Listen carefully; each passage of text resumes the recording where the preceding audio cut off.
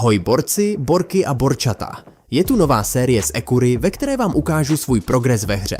Díky za like, odběr nebo komentář. Tak jdeme na to. Postavu, která má originální jméno Postava, jsem založil někdy kolem 10. prosince minulého roku. Dlouho jsem Ekuru nehrál a chtěl jsem si připomenout tu vánoční nostalgii.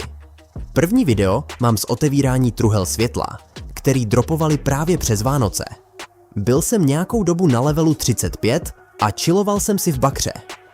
Po pár dnech vydělávání jsem se klasicky naexpil na level 75. Věci zatím nebyly nic moc, ale už jsem měl plán, jak vydělat na výbavu do swampu.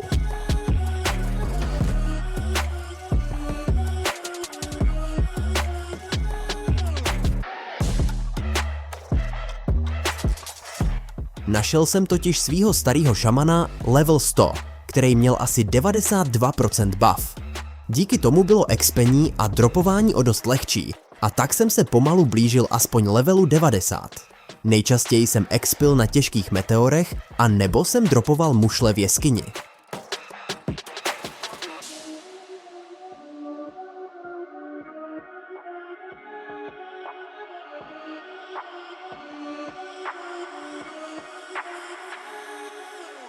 Nejvíc yangů jsem ale vydělal ve vánočním dungeonu. Když jsem trochu pochopil, jak to funguje, tak jsem zainvestoval nějaký prachy do šamana, protože ten dával tuhle mapu mnohem líp než válečník. Samozřejmě jsem tu mapu probíhal brutálně pomalu, ale i tak to na moje poměry dost dobře vydělávalo.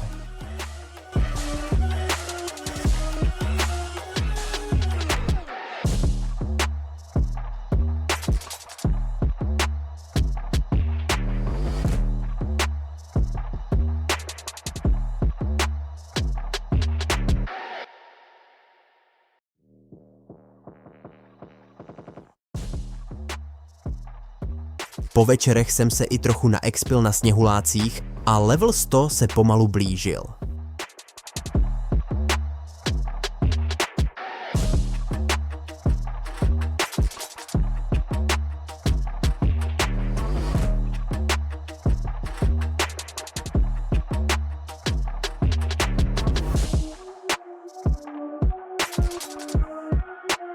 Díky vánočnímu eventu jsem měl docela rychle pár miliard a mohl jsem si udělat výbavu do swampu Navara. Vždycky mě v téhle hře bavilo kovat a točit, takže jsem si hodně věcí udělal sám. Uteklo přibližně 5 měsíců a já na Ekuře vůbec nehrál. Skončil jsem na levelu 108. Teď se chystám pokračovat a podívat se za obzor dalších levelů. Zatím jsem naexpil 114 a změnil jsem se na holčičku. Šamana chci nechat jako chlapa a svatba stejných pohlaví v Ekuře asi ještě není. Musím se podívat. Nebudu dělat zagorku a ukážu vám svoje nářadíčko.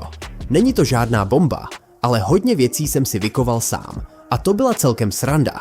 Například zbraň jsem sehnal na +0 a natočil tam celkem slušnou průmku 49. Ve swampu chodím na orky. Mám na ně bonusy 82%.